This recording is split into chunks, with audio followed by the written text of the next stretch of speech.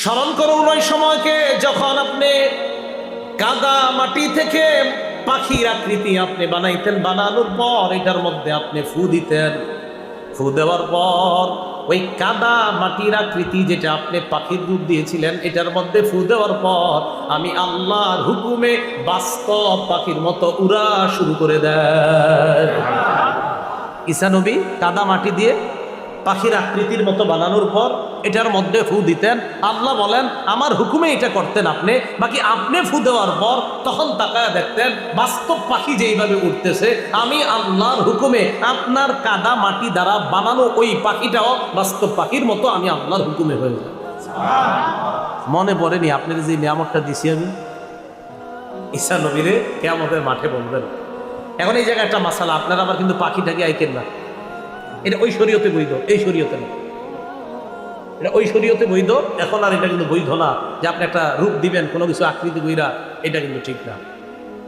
হ্যাঁ,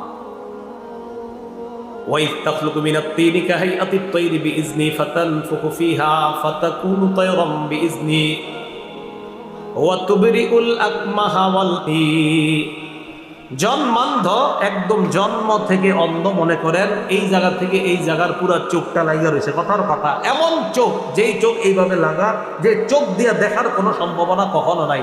ঈসা নবী আল্লাহর হুকুমে হাত রাখতেন, সাথে সাথে চোখ খুলে যায়।